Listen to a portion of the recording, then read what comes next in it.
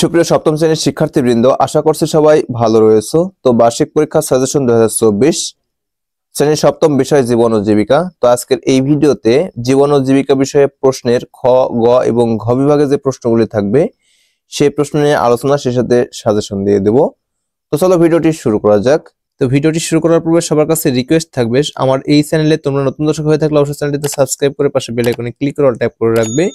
আর ভিডিওতে লাইক এবং শেয়ার করতে ভুলবে না, এবং কমেন্ট করে জানিয়ে দাও তুমি কোথা থেকে দেখছো এবং ভিডিওটি কেমন লাগছে। আর ফেসবুক পেজ থেকে দেখে থাকলে অবশ্যই পেজটিতে ফলো করবে এবং প্রতিটি ভিডিওতে লাইক এবং কমেন্ট করবে আর বেশি বেশি শেয়ার করবে। 1 নাম্বার, সাইবার সিকিউরিটির দুটি কাজ উল্লেখ করো।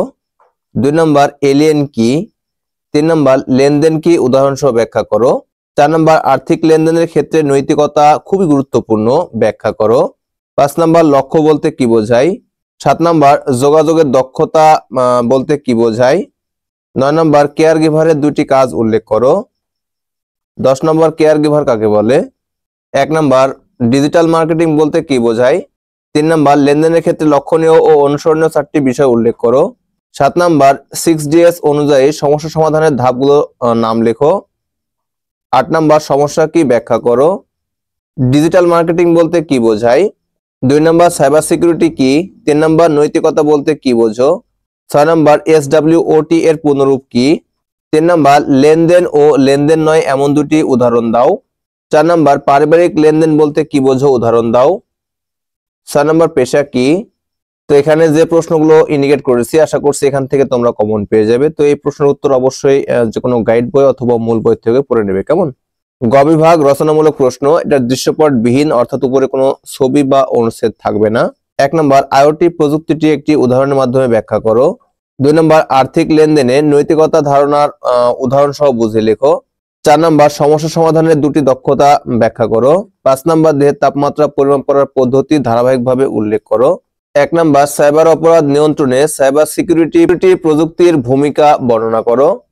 3 নম্বর, আর্থিক লেনদেনে নৈতিকতার গুরুত্ব বলতে কি বোঝো তা বুঝিয়ে লেখো। 4 নম্বর, সমস্যা ও সমাধান মুদ্রার এপিট ওপিট ব্যাখ্যা করো। 5 নম্বর, তোমার বিদ্যালয়ে আয়োজিত হেলথ ক্যাম্পের গুরুত্ব সম্পর্কে তোমার অনুভূতি লেখো। 3 নম্বর, পছন্দ বা আগ্রহ এবং যোগ্যতা বলতে কি বোঝায়, উদাহরণে সাহায্যে ব্যাখ্যা করো। 4 নম্বর, যোগাযোগী শক্তি ব্যাখ্যা করো। 2 নম্বর, সব লেনদেনকে কি আর্থিক লেনদেন বলা যায়। এখানে যে প্রশ্নগুলো ইন্ডিকেট করেছি, আশা করছি এখান থেকে তোমরা কমন পেয়ে যাবে। তো এই প্রশ্নগুলো অবশ্যই যে কোনো গাইড বই অথবা মূল বই থেকে পড়ে নেবে, কেমন। ঘ বিভাগ, রচনামূলক প্রশ্ন। এটা হচ্ছে দৃশ্যপট নির্ভর, অর্থাৎ এখানে একটি অনুচ্ছেদ বা পিকচার দেওয়া থাকবে, তার উপর ভিত্তি করে দুটি প্রশ্নের অ্যান্সার দিতে হবে। তো 4 নাম্বার, এখানে একটি অনুচ্ছেদ রয়েছে, এ আলোকে দুটি প্রশ্ন রয়েছে। ক নাম্বার, তমাল কেন তার বাবাকে অতিথি পাখি কিনতে নিষেধ করলো, তার যৌক্তিকতা ব্যাখ্যা করো। খ নাম্বার, অতিথি পাখি সংরক্ষণে তুমি তোমার এলাকায় কি কি পদক্ষেপ নিতে পারো, ব্যাখ্যা করো। 5 নাম্বার, এখানে অনুচ্ছেদ রয়েছে, এরকম দুটি প্রশ্ন রয়েছে। ক নাম্বার, তোমার লক্ষ্য নির্বাচনের ক্ষেত্রে SWOT অ্যানালাইসিস করো। খ নাম্বার, SWOT অ্যানালাইসিস তোমার পরিকল্পনা বাস্তবায়নে কিভাবে সহায়তা করবে, ব্যাখ্যা করো। এটা ভেরি ভেরি ইম্পর্টেন্ট।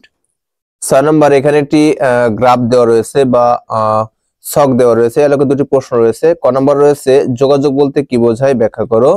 খ নাম্বার রয়েছে, মৌখিক যোগাযোগ ও শরীরী ভাষায় যোগাযোগ সম্পর্কে লেখো। এটা ভেরি ভেরি ইম্পর্টেন্ট। 7 নাম্বার, এখানে একটি চিত্র রয়েছে, এলাকা দুটি প্রশ্ন রয়েছে। ক নাম্বার, কার্যকর যোগাযোগ দক্ষতার অনুশীলন সম্পর্কে লেখো। খ নাম্বার, যোগাযোগ ফলপ্রসূ করতে কার্যকর যোগাযোগের ভূমিকা অগ্রগণ্য, ব্যাখ্যা করো। এটা ভেরি ভেরি ইম্পর্টেন্ট। 1 নাম্বার, এখানে একটি অনুচ্ছেদ রয়েছে, এ আলোকে দুটি প্রশ্ন রয়েছে। ক নাম্বার, তোমার ভালো লাগা কাল্পনিক ভবিষ্যৎ প্রযুক্তি নিয়ে একটি নমুনা প্রকল্প তৈরি করো। খ নাম্বার, ক্লোন রোবট প্রকল্পের সম্ভাব্যতা নিয়ে একটি প্রতিবেদন তৈরি করো।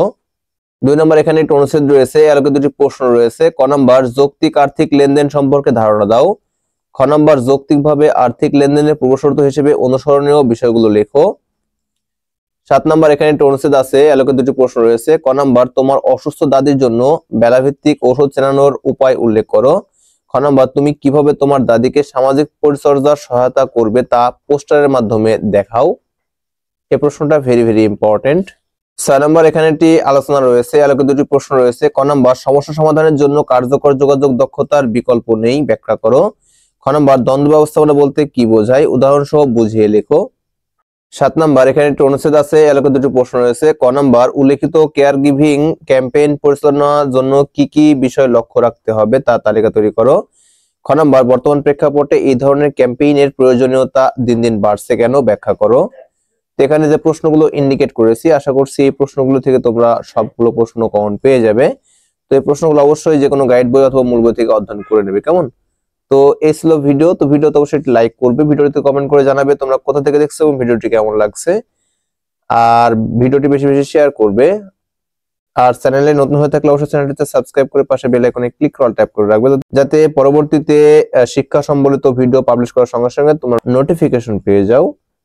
তো ভিডিওটি প্রথম থেকে শেষ পর্যন্ত দেখার জন্য অসংখ্য ধন্যবাদ। Thanks for watching this video. Thank you.